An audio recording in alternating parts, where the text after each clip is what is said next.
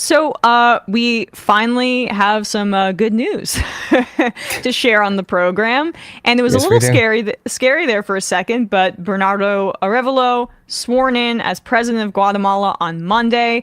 Marco, when you've been on the show before, we spoke about some of the fears of what could happen because there were many efforts to try to delegitimize this election.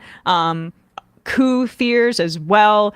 Right up until Monday, there were a lot of kind of scary moments that luckily did not come to pass.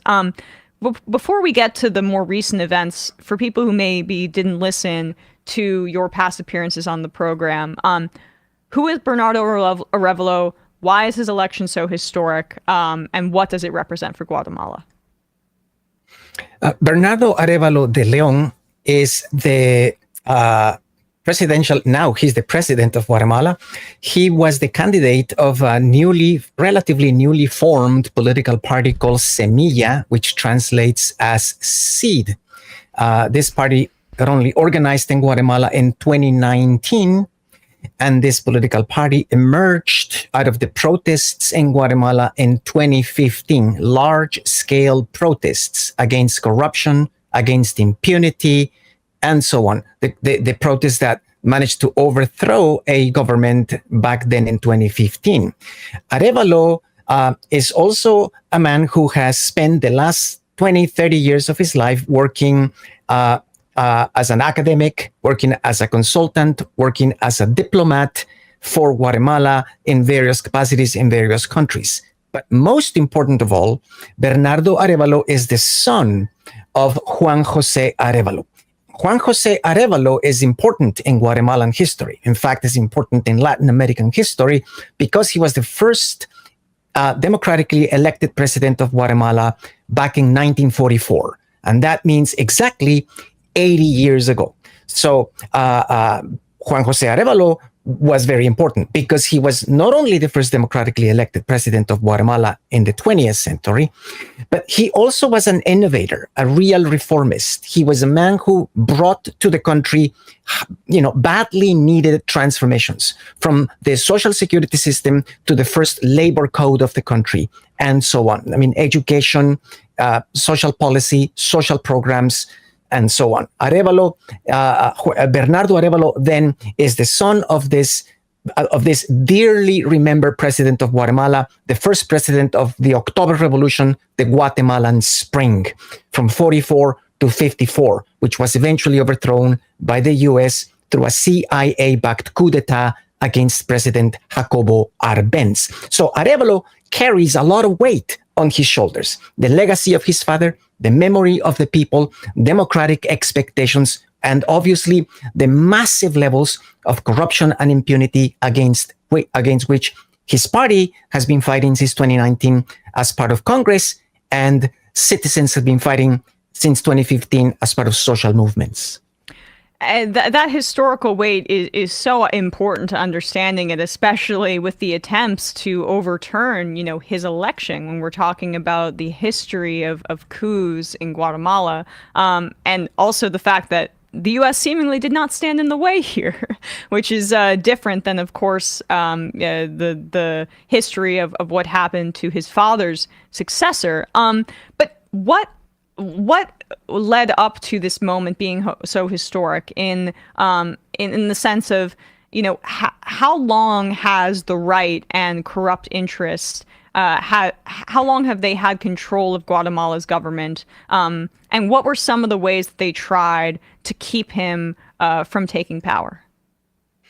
The extreme right, what we can call the neoliberal right in Guatemala, mixed with elements of corrupt politicians, corrupt business elites, members of the armed forces, all implicated in narco trafficking, and so on. They have been in power in Guatemala since really the early 1990s, since the government of a man now dead, whose name is Álvaro Arzu, whose son is an important leader of what Guatemalans call the Pact of the Corrupt in Congress. So the elites of Guatemala, namely the CACIF, that's the most important corporate syndicate in the country. They have been in power since the early 1990s. However, they managed to establish some kind of political stability in the country from the 1990s all the way to 2015. What happened in the 2010s in Guatemala is that you get this again, extremely right-wing government elected to office in 2013 or so, the government of Otto Pérez Molina. And what happens with this government of Otto Pérez Molina is that the levels of corruption in government, in the private sector, among the members of the military and so on, really exceeded everything Guatemalans were accustomed to. The levels of corruption were so excessive, so grotesque, so blatant, Guatemalans couldn't take it anymore. And Guatemalans knew about this because of the work of the UN Commission Against Impunity in the country, known as CICIG. CICIG put out a number of reports in 2014 and especially in 2015, which effectively left government corruption naked for everybody to see. When people realized what was happening in Guatemala with their money, their taxes, their government, the state, public common resources, and so on, they took to the streets in 2015. And that is where Arévalo essentially got his teeth as a politician. Bernardo Arévalo had never really participated in politics as such. He'd been a diplomat, but not really a politician. In 2015, Arévalo goes to the plaza, the square, public spaces, and participates in demonstrations and so on against, well, the excess and corruption that the government of Otto Pérez Molina had driven the country into. Now, 2015 was important. It was a watershed moment for Guatemalan history because it overthrew that government of Otto Pérez Molina and everybody was celebrating. This is the beginning of something new. A new politician emerged, seemingly out of nowhere, from the outside, they call it. This was a comedian, a guy who had no experience doing politics in the country. His name was Jimmy Morales. He was like, I cannot even begin to tell you how unbelievably incompetent this man was. He, not even as a comedian was he actually good. He was like utterly terrible. As a comedian, B-rate at best. This guy somehow manages to become president of the country in 2016. And what he does is begin a process which I have called in so many of my writings, a process of restoration. That is to say, when people were expecting change, when people were expecting something new, what does he begin to do?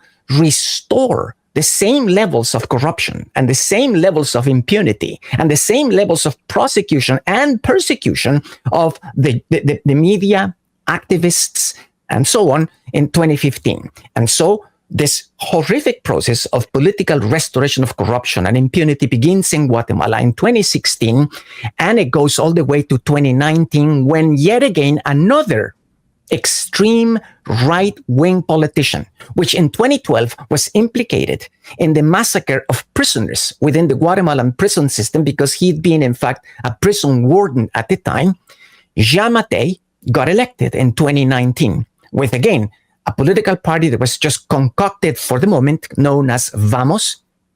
And this political party put Giammattei in power. And with Giammattei, once again, levels of corruption are going to reach unbelievably unprecedented levels, like not even CICIG, the Commission Against Impunity and Corruption, had revealed in 2015. Now, these are times of pandemic. It was very difficult for any government around the world. But for Giammattei, the solution to the pandemic was very easy.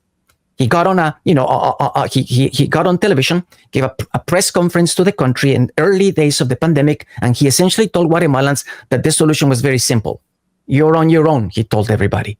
You're pretty much, it's up to you. In other words, in Spanish, sálvese quien pueda, save yourselves because we're not going to do anything about you. And indeed, the government didn't do anything for Guatemalans, but what they did was use the pandemic as a means to enrich themselves. One of the most grotesque corruption scandals is going to break out then, which is to say, Guatemala went to Russia, supposedly to purchase Russian vaccines against the pandemic. But we know that the value of the vaccines was excessively overpriced, exaggerated. Lots of money was spent on the vaccine, which took such a long time to arrive in the country. And when it arrived in the country, it didn't arrive in the quantities that were originally announced. Anyhow, it was a massive scandal, number one. Number two, just to give you two examples of scandals with the Giammattei government. And a group of investors from Ukraine, from Russia, and so on, went to Guatemala, middle of 2021, 2022, their idea was to expedite the process of getting a license to lease a massive piece of land along the Pacific coast in one of Guatemala's most important commercial ports. They wanted to lease a piece of land, obviously, to facilitate the process of bringing commodities into and out of the country, plus who knows what else. The point is that they didn't want to go through all the hurdles. They didn't want to go through all the red tape. So what they did, reportedly by the New York Times, is essentially stuff a massive amount of money in US dollars, rolled it up like a cigar into a carpet, took it to the Giammattei presidential residence. I remember literally this. Handed it over to, apparently, reportedly, to the president.